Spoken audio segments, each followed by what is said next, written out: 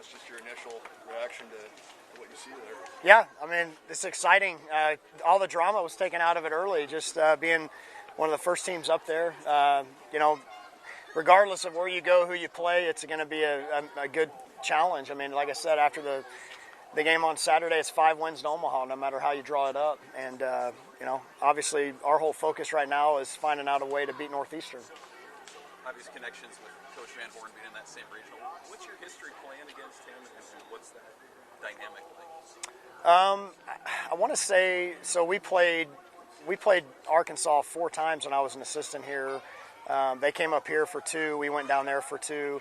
It's just always, and then when I was at A&M, we played them. Been in that ballpark a few times now. And, it's always a little bit, weird when you're playing one of your, kind of somebody in your tree a little bit. But this weekend it's going to be all about the baseball. There's really no doubt about that. Will, what were you expecting heading into today? Didn't really know what to expect. The only thing I expected was to see our name called. We knew that was going to happen. Beyond that, I had really no idea. I mean, you look at all the predictions and everything else. I mean, they anywhere from the West Coast to Texas to Arkansas, anywhere in between. So I had no idea what to expect. I know our guys are just excited. You're a Power 5 champion going to the #1 seed. I know you haven't seen the whole field, but you kind of feel like the Big Ten got penalized again? I would say not playing non-conference games, may have ended up. I don't know who's getting in from the Big Ten. I don't know how many. I don't know where they're going. But I think I don't know. It's hard to say. I think that we played as well as we can play, and that's all we got to keep doing. Arkansas won the SEC tournament and regular season. You've been a part of that league. How hard is that to do, and what do you know about their team? It's extremely difficult to do. I think there's only been maybe 1 or 2 other teams that have ever done it. It's just the grind of the season plus the tournament on top of that is probably as good a tournament as you're going to see anywhere in the country, just top to bottom. But they obviously have a great team, #1 national seed for a reason. Very complete team. I don't know, haven't looked too much into it yet. That's what this week's going to be about, is just finding out a lot about Northeastern right away and then go from there. Will, do you communicate with Dave? Yeah, we do pretty regularly. He reached out to me after we won. I reached out to him after they won the regular season, and we keep in touch via text typically, and we've maintained that line of communication. Do you feel like style of play that you guys play is at its roots similar to what he's done? I know he's evolved over the years. But sure.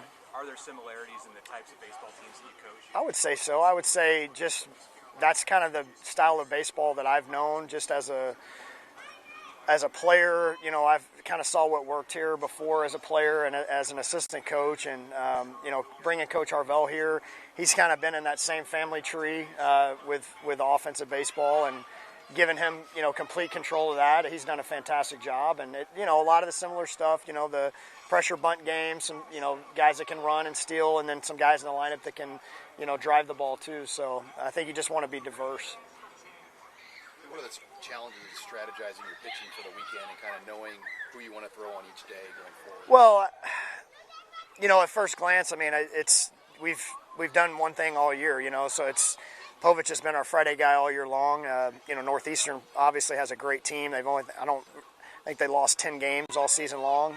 So I don't really know how I'll have to dive into everything, but I would imagine we're not going to do too much different this weekend.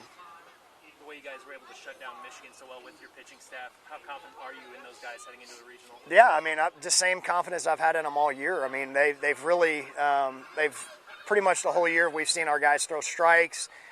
They've been on attack. They're not scared of the moment. They make some of their biggest pitches to get off the field when they have to, and that's part of being a good pitcher and a good pitching staff as a whole. Is how do you limit the damage? Are you giving up the crooked numbers? Are you allowing the 2-out hits, things that put momentum in the other team's dugout? I think the one thing our pitching staff's done all year is they've thrown strikes and they've made pitches to get off the field when they need to, and we saw that this weekend as well. Okay, well, how much did the pod format maybe give you a better sense of how a team could do in a regional format when you're playing multiple games? Well, it gave us a shot to see Perry, come out and see what an opener type situation looks like, and see some guys kind of emerge that maybe hadn't been used a whole lot in the 3-game sets.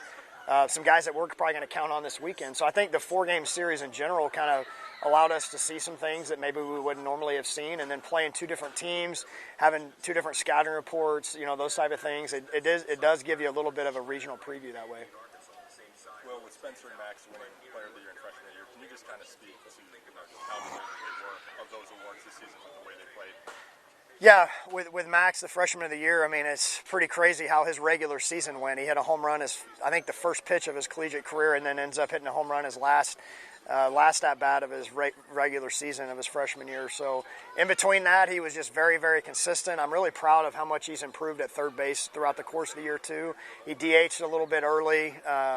He's really worked hard on his defense. I mean, you've seen him take away runs out there. I mean, that's been a big improvement in his game, but just in general, his offensive game has been very, very consistent. He's hit in the middle of our order the whole year. Very deserving.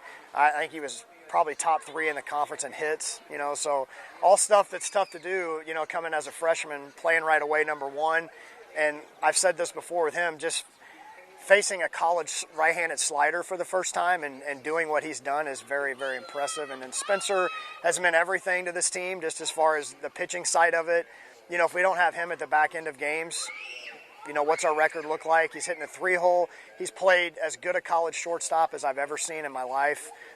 He's been a leader for the team. I mean, very, very deserving on his part as well. He's taken everything we've asked him to do and then some and done it. And I think he was the most valuable player in the conference without question. Those guys they've been huge of what we've done this year. Any other questions, guys? Okay, I'll bring over a couple players here in a second.